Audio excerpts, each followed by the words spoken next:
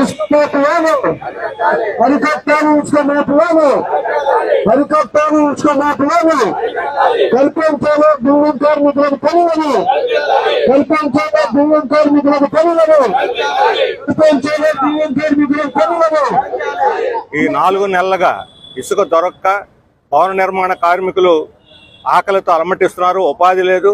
ఏదైనా చిన్న చిన్న ఇళ్ళు రిపేర్లు చేసుకుందామన్నా, ఇళ్ళు కట్టుకుందామన్నా, లేకపోతే ఏదైనా వేరే సిమెంట్ పని చేసుకోవాలన్నా సామాన్యులకి ఇసుక అందుబాటులో లేక అన్నిటిని కూడా ఆపుకోవాల్సిన పరిస్థితి ఉన్నది.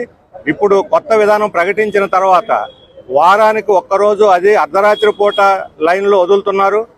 ఇప్పుడు ఒక్కొక్క ట్రాక్టరు దాని బేస్ లెవెల్కి తీసుకుపోవటానికే 7,000-7,500 వెయ్యి రూపాయలు తీసుకుంటున్నారు. గతంలో ఇది 4,000-4,500 వెయ్యి ఉన్నది. అంటే ఉచిత ఇసుక పోయింది. అంతకుముందు కన్నా కూడా రేటు పెరిగింది. అది కూడా దొరకటం లేదు. ఇంతకన్నా అన్యాయం